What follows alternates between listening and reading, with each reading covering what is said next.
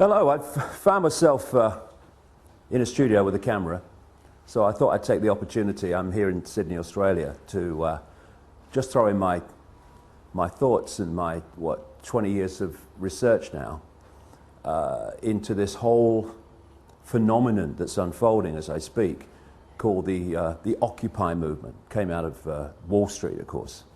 And it's a great thing. It's fantastic that people are waking up to the point where they're saying, I'm a slave, and I ain't having it anymore. That's the great Rubicon that needs crossing so we can do something about this. The reason I'm just going to put this information out, people make of it what they will, is there's another agenda going on here too. And if the genuine response to this grotesque enslavement of humanity in terms of finance and in terms of so many other things is going to be challenged effectively, then people need to get streetwise to what this other agenda is. And also the fundamentals of what we're dealing with. So I'm going to take it in stages. First of all, the fundamentals of what we're dealing with. If anything is going to happen that's going to change this tyranny of global banking and global finance, then first of all, the way that money is created, or what passes for money is created, has to fundamentally change. If this doesn't change, nothing's going to change, because the power doesn't move. There's no change in the power dynamic of money creation, because people don't realize this in vast, vast numbers, that when you ask the question, how is money created, where does money come from, people have this kind of feeling, well, it's the government's in it. No. Overwhelmingly, massively overwhelmingly, it is not the government's. It is private banks, which, if you do the research, owned by the same people under different names, the same network under different names. Private banks are creating what we call money out of fresh, bloody air, and then charging us interest on it. And it works like this. If you go into a bank and you borrow $50,000, what does the bank do? Does it move precious metal anywhere? I mean, what does it do? What it does is it types into your account $50,000.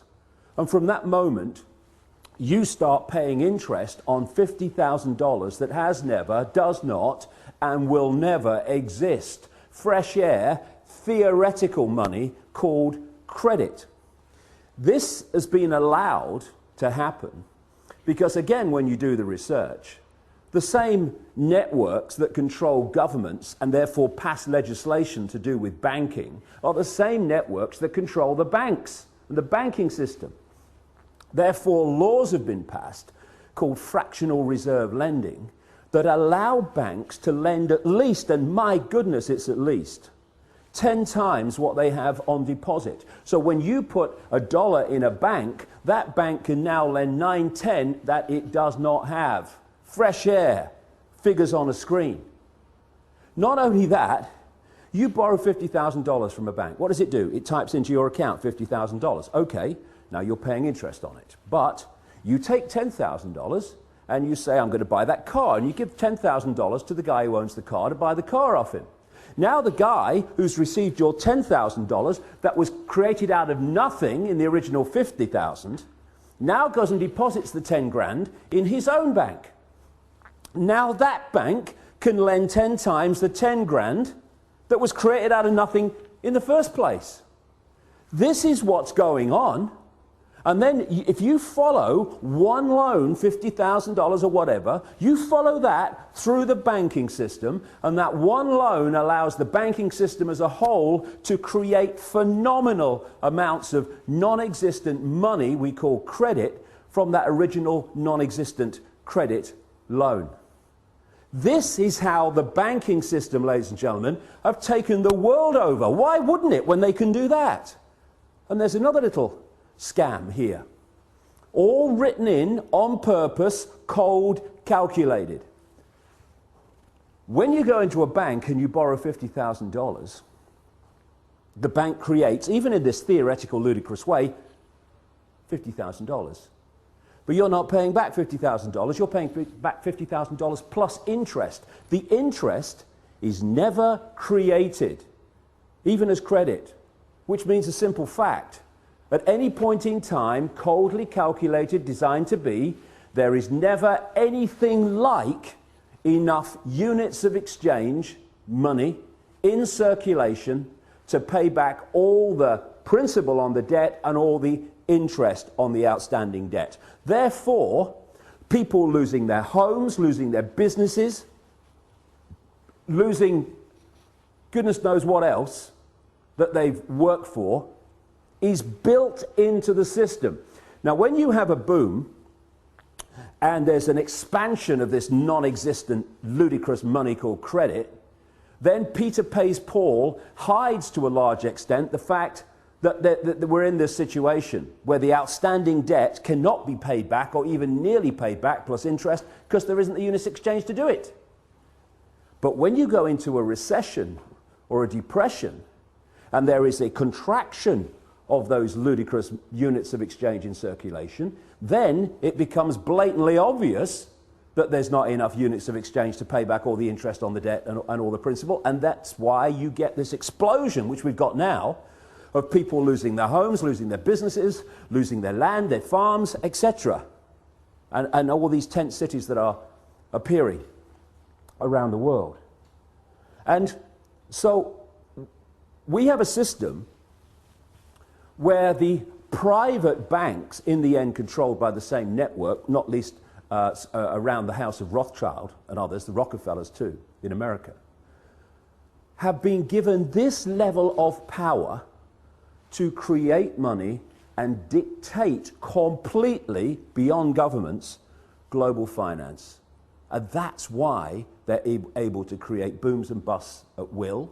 That's why when they want to create a bust and a depression, which they have now, what do? They refuse to issue the same amounts of ludicrous credit units of exchange. And what do we call it? Oh, the banks have got a credit crunch. A credit crunch, what's that? It's suppressing the amount of money in circulation, so by definition creating this situation we're in. The whole money system has been designed from its creation to be a system of human enslavement and human control and human suppression. So first of all, any occupying protests around the world on the agenda has to be the end of private banks being able to create money out of fresh air on a computer screen and charge interest on it. Now here's a question. Why are governments, they're the government after all, don't they make the laws? I heard somewhere they did. Why are they not creating their own currency interest-free and circulating it interest-free? Therefore, it does the job it's supposed to do, which is to be a unit of exchange to overcome the limitations of barter. Why? I've said it already. Because the same networks that control the banks control the governments. And so the governments do not pass legislation saying, well, what are we borrowing fresh air money from the banks for, plus interest, and making the people have to pay in taxation all that stuff back? All we got to do is create our own money interest-free, because you see, at the moment, the very unit of exchange which allows economic activity to happen is created at the very start as a debt by people borrowing money from banks called credit. It's a debt from the start, the very unit of exchange in the world. It's crazy, it's insane. Number two, that has got to go. No more governments, and we need to redefine what we see as government too. No government borrows money at interest from private banks.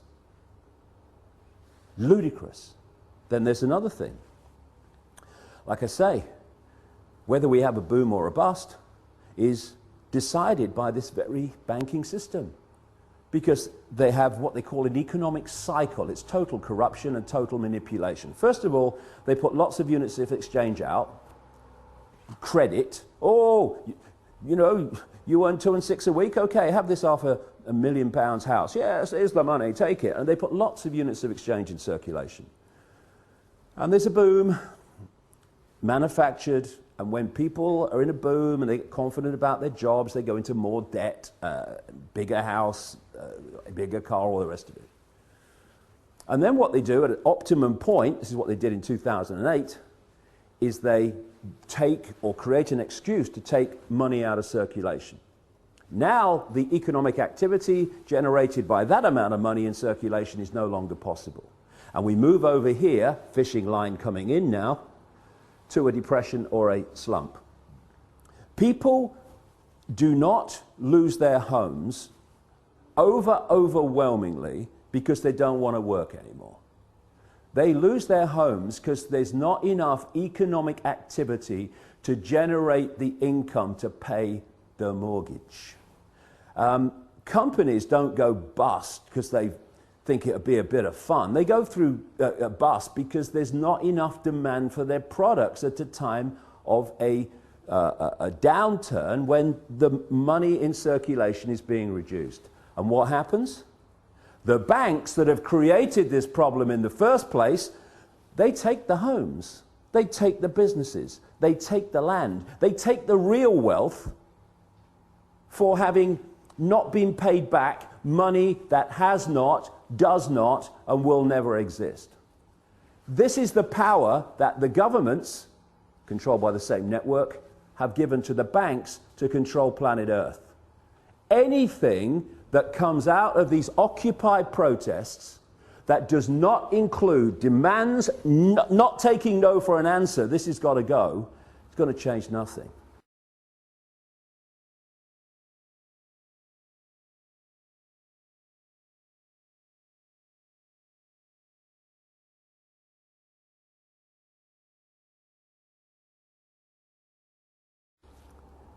And there's another couple of things, maybe a few more, that I'd like to get across to those that are brilliantly protesting around the world. Because there's nothing more manipulatable than genuineness that isn't streetwise. And what we need to do, if we're going to really bring an end to this outrageous, inhuman nonsense, is we have to get streetwise pretty damn quick. Because there are people, vultures, flying around, flitting around these protests, not least in Wall Street, trying to direct it in a certain direction that will make the world more enslaved and more unjust than it is now. There's certain coordinates, 3 will do in this presentation, if you like. 1, where does this network behind the banking system and behind governments and behind the transnational corporations, where does it want to take us? Okay? Well, simple. It wants total control over the entire human race, mentally, emotionally, physically, and financially. And to do that, and there's a few, compared with the 7 billion global population, there are a handful of people at the core of this in full knowledge of what they're doing. They have to constantly centralize decision-making. Because the more you centralize decision-making, the more power the few have over even greater numbers of people. The other thing that goes on is the more you centralize power, the more power you have centrally to centralize even quicker. So the process of centralization of power, it's been given a word now for a long time called globalization. This can move quicker and quicker and quicker through this process of centralized power, more power to centralize even quicker. What they want to create, I've been writing about this now for nearly 20 years, is they want a world government that would dictate all laws, apart from a few local things. All the major laws will be dictated by this world government, just as the European Union dictatorship now dictates something like 75% of the laws that are passed in Britain. They want a world government then that would dictate to everybody on the planet. They want a world central bank that would dictate all global finance to every what is now countries, though they want to break them up into regions. They want a world army to impose the will of the world government on anyone that doesn't want to accept it. That's what NATO is now. You know, when they're justifying bombing whole cities of civilians on the pretext of protecting civilians, and they say the world community has decided, and we have G8, and the international, that's code for world government. And when they then say, we're going to bring NATO in because the world community has decided, no, actually, America, Britain, France, and one or two others have bloody decided, and Israel. They are talking about NATO as a world army. The idea of this structure, where they want to take us, is to have a world government that says, these people, or this group, or this, what is now a country, is not accepting our diktats, send the boys in. And that's what we've seen in Libya. That's what they're trying to bring in Syria. That's what we're seeing increasingly around the world. The international community has decided, send the boys in. NATO, de facto world army. International community, G8, de facto world government. We're seeing it being moved into place. They want a world single electronic currency that would replace all other currencies. No more cash. So now you go into a shop or something, you hand over electronic money, a credit card. The computer says, no, won't accept your card. You least now, still, although it's going out of circulation at an extraordinary rate, you can still say, okay, I'll pay cash. What about when there's no cash and that computer says no to your credit card or your microchip as it's designed to be eventually? That's deciding if you purchase or not. It's all about control. And so they want this world currency, and that's what we're seeing in Europe now. People say, oh, the euro's not working. Look. No, it's not. And you know why? Because it's not supposed to work. It's just a stepping stone. You had all those currencies in Europe, in Italy, in France, and all these different currencies. They wanted on the process of getting to this world currency to get rid of them. So they replaced them all, nearly all of them anyway, with the euro.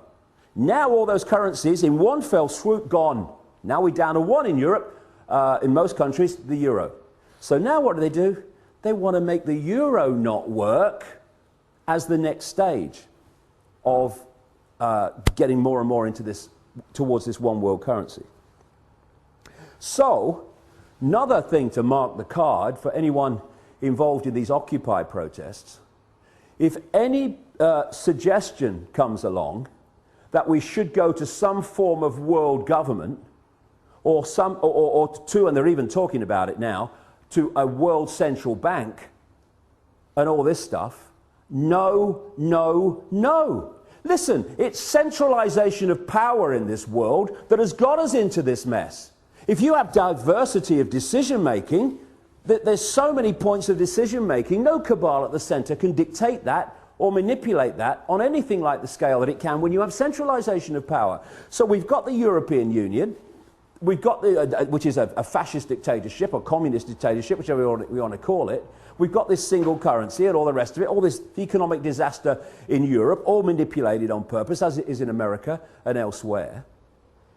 And I'm seeing people say, well, the answer to all the problems caused by this constant centralization of power, we need more centralization of power. Let's go to a world level now. And yet, as I've shown in my books for 20 years, this is exactly what the plan has been all along. And if we're not very, very careful, many of the Occupy protesters are going to be manipulated, unless they get streetwise about the game and how it's played. They are going to get manipulated into accepting, even demanding, a solution to a problem that is going to make the problem even worse and the enslavement of humanity even more extreme.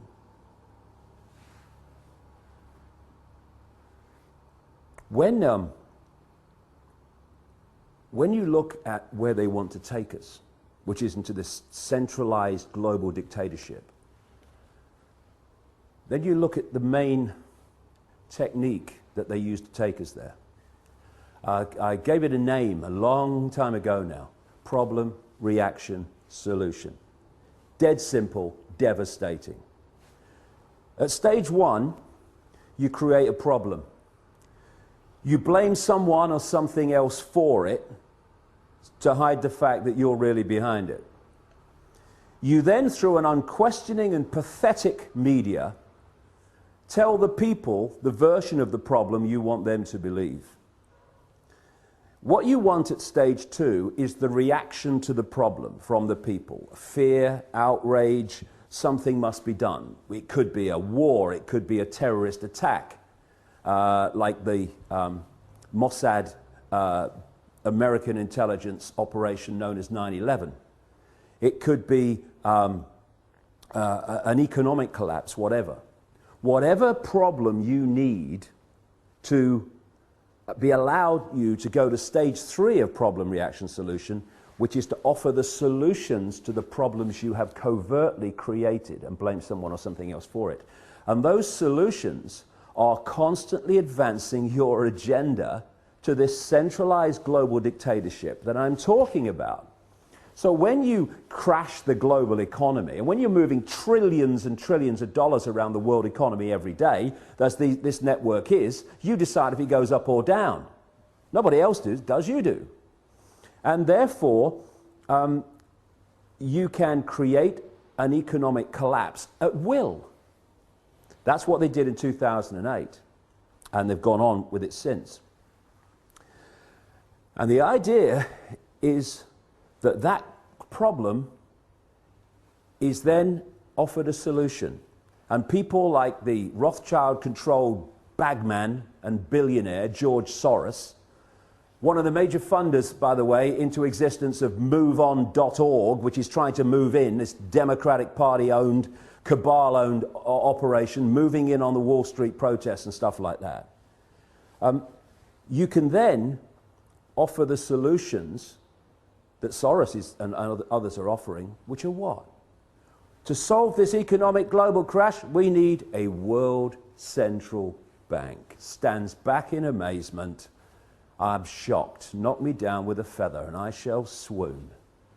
It's so blatant, it's so callable, it's an open book once you do the research and you realize where this is going. And so,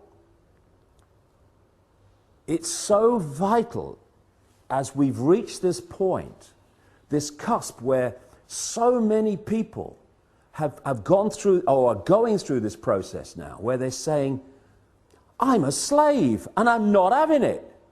And then they go to the next stage, which is what we're starting to see. It's so important that they don't allow themselves to be pawns, genuine pawns, unknowing pawns, but pawns all the same, in a manipulation that then takes us on to the next stage of an even greater financial and human enslavement than we've had up to this point. Because this is a vital area. It's vital not to get focused and obsessed with corporations and banks and all that stuff. It's about control. It's about human control. And the form it takes doesn't matter to these people. They just want the form that brings most control. Now, in the process of doing this, they've reached a point where the control has been going on through a banking system, private banking system, controlled by these families and their networks, and through corporations controlled by the same families and these networks. I mean, I keep seeing people say, we must have an end to capitalism. We don't have capitalism. We have cartelism. It's like J.D. Rockefeller said, competition is a sin.